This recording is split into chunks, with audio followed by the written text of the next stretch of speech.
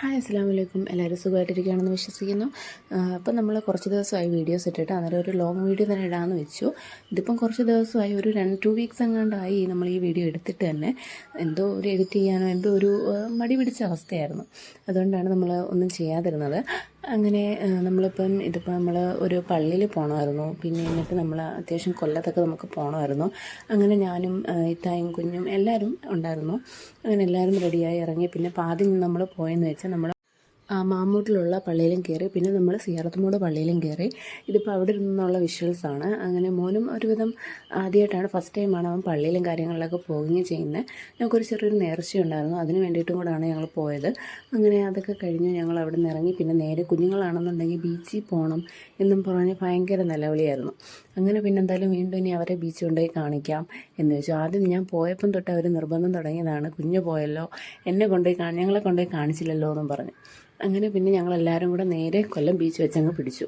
അങ്ങനെ വീണ്ടും അവിടുത്തെ കാഴ്ചകളൊക്കെ കണ്ട് ഞങ്ങളും ഒരുവിധം ആളുകളുണ്ടായിരുന്നു. പക്ഷേ ഇപ്പോൾ കാലൊന്നും നനക്കാൻ പറ്റാത്തതുകൊണ്ട് അധികം ആർക്കും ഒരു ഇൻട്രസ്റ്റ് ഇല്ലായിരുന്നു അവിടെ വന്നതിൽ. ആദ്യം ബീച്ചിൽ പോകണം എന്ന് പറഞ്ഞെങ്കിലും അവിടെ ചെന്നപ്പോൾ എല്ലാവരും ഒരു സഡായ ഒരവസ്ഥയായിരുന്നു.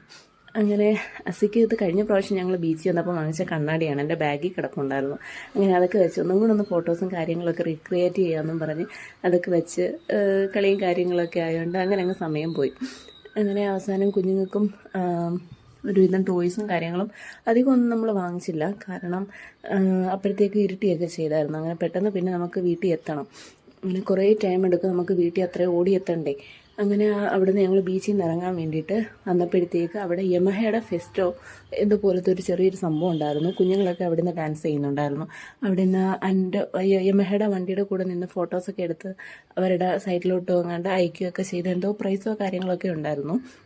അങ്ങനെ കുഞ്ഞുങ്ങളുടെയൊക്കെ ഡാൻസും കണ്ടൊക്കെ കുറച്ച് നേരം അവിടെ നിന്നിട്ട് ഞങ്ങൾ അവിടെ നിന്ന് ഇറങ്ങി. പിന്നെ രാത്രി എന്തായാലും ഫുഡ് കഴിച്ചിട്ട് വേണമല്ലോ പോവാൻ. അങ്ങനെ പിന്നെ റമീസിൽ കയറി. അവിടെയും നല്ല തിരക്ക്. അങ്ങനെ കുറച്ച് നേരം ക്യൂ ഒക്കെ നിന്നിട്ട് എന്തായാലും സീറ്റ് കിട്ടി. എന്തായാലും അസിയാണെന്നുണ്ടെങ്കിൽ അവിടെ കുറച്ച് നേരം ഇരുന്ന് എൻ്റെ ബാഗിലൊക്കെ പിടിച്ച് കളിച്ച് അങ്ങനെ അടങ്ങി ഒതുങ്ങിയൊക്കെ ഇരുന്നു. ഇടയ്ക്ക് പിന്നെ വീണ്ടും ആൾ ബഹളം തുടങ്ങി. ഈ ചിരിയൊന്നും അല്ല, നമുക്ക് കഴിക്കാനുള്ള ഫുഡ് കൊണ്ടുവന്ന് വെക്കുമ്പോഴാണ് അസിയുടെ യഥാർത്ഥ സ്വഭാവം ഇറങ്ങുന്നത്. കാരണം അതവന് വേണം, അവന് കഴിക്കാൻ കൊടുക്കുന്നതോ അത് വേണ്ട. അങ്ങനെ കുറേ കുറുക്കൊക്കെ ഞങ്ങൾ കൊടുക്കാൻ നോക്കി. എല്ലാം സെറ്റായിട്ടാണ് പോയത്, പക്ഷെ ഒന്നും അവൻ കഴിക്കുന്നില്ല. അവന് നമ്മൾ കഴിക്കുന്ന ഫുഡ് വേണം.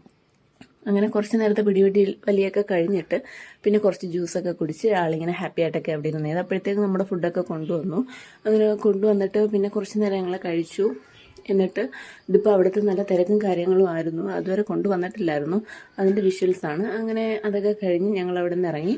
പിന്നെ നേരെ വീട്ടിൽ പോയി. വീട്ടിൽ ചെന്നപ്പോൾ തന്നെ ഒരു 11 മണി